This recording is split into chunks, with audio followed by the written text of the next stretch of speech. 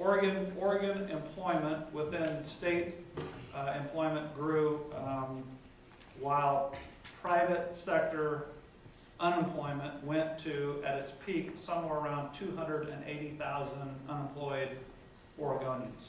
So as I traveled around the state and I used a group of charts and said, here's what state government hiring looks like and here's what private sector unemployment looks like, I mean, they're going in the wrong direction and separating from one another, especially when, if you believe as I do, that you have to have the private sector jobs to pay for the others. They're the ones generating the tax revenue to pay for all the others. So a robust private sector is totally necessary in order to have a great government. And believe me, I say this to people, your government is very, very good. And people get after me once in a while and I say that, and I say, look, so many things happen so well that are so transparent to you that you don't even realize government's working well. So for the most part, government works very, very well. Are there things we can do better? Absolutely. This FTE thing is one of them, and let me explain that. We budget in state government to FTE, full-time equivalent. So you get an agency, you give them a budget for 1,000 FTE. That means they get the dollars to their budget for 1,000 full-time equivalent employees. But if they only hire 900, they use the other 100 as a slush fund. Okay? We have reports. The last one generated is as of 1/31 of this year, which indicates over 4,000 positions unfilled in state government. Now, understand that's a snapshot, it's not a rolling total. So I'm not holding anybody for in state government who's listening to that exact number. But we have asked legislative council to bring, or legislative fiscal office to bring to us the current number and say, what is this real number? Now, on top of the fact that we pay that agency for every FTE, we also pay the PERS system for the retirement or the health insurance benefit. So even though there's not an employee there, we make the payment for that. So there's some really unusual things that happen in FTE. There's a bill within the legislature that would correct that situation. And so every single Ways and Means member has heard and been watching this progression. If you watch an agency presentation on their budget today, it's different than you've seen in the past because that question, they don't go through their budget presentation without answering the question, how many unfilled vacancies do you have in your budget? Literally speaking, it could be billions of dollars when you think about 50,000 plus state employees, and if you had a vacancy rate of 8 or 10%, it's a whole lot of money. So we've got an issue to deal with there. The SEIU report came out and talked about how do you do some things better.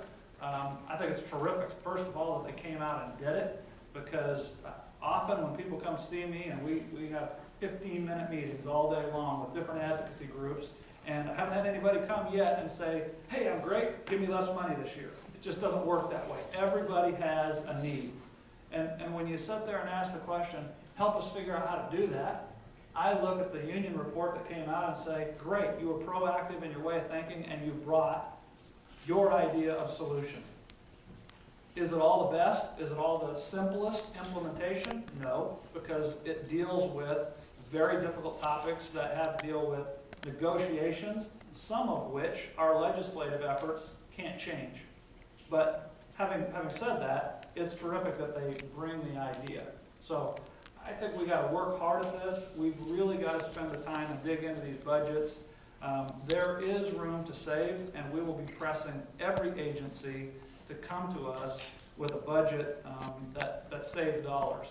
Furthermore, if we're ever going to get to total reform, we've got to have conversations around long-term reform of our retirement costs within state employment and our health care benefit. And we talk in more detail if that comes up. And I guess he's addressed a number of them. Let me take the teacher one, which I always find interesting because I was a high school principal responsible for that. If you go back and watch and really look at people in education, I think the attrition rate of teachers in the first 3 years is about 25 to 30%. So we're not talking 1 and 2%.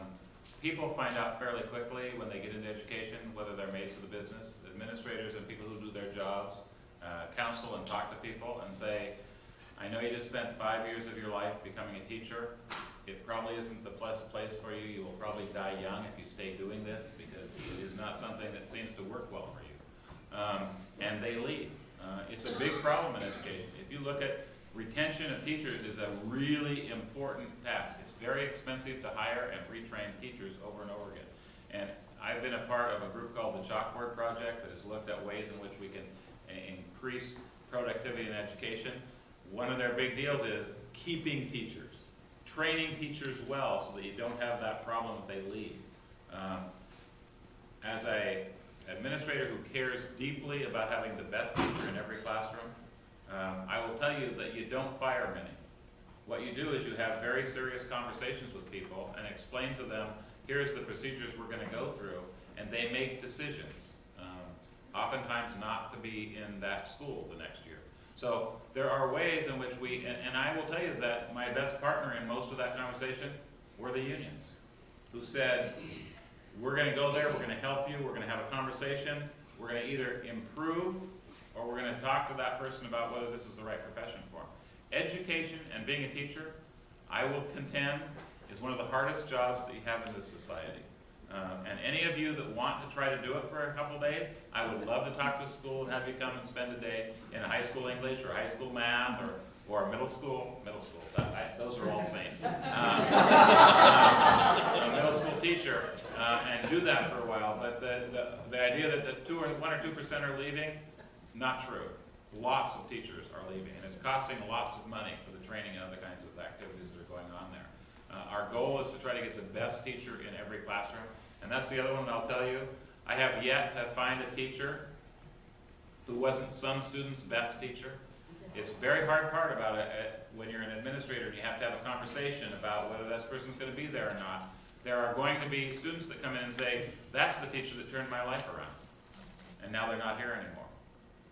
As an administrator, you have to make the decision, how many lives did he turn around? If it was only this one, it's not enough. So, I mean, it's those kinds of really difficult decisions, and people simply look at statistics and make a statement, not a fair way of doing that. I also commend the SEIU.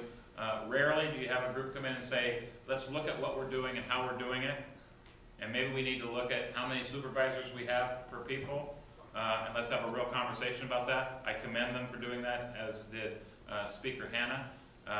When it comes to FTE, I am really proud of the hard work that the people in Ways and Means are doing in every department, looking at those, what's out there and how we're going to move forward. When I was a high school principal at Marshville, we had declining enrollment and less money most of the years that I was there. And our teachers stepped forward and did more and more because they wanted to make the best opportunity for kids. And our kids won lots of honors and awards during that particular period of time.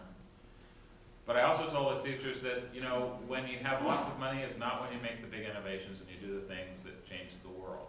It's in times of that are tough that people come forward and do things. And I think that in this particular time, with this recession, that's what's happening. People are coming forward to try to make those decisions about how we move forward.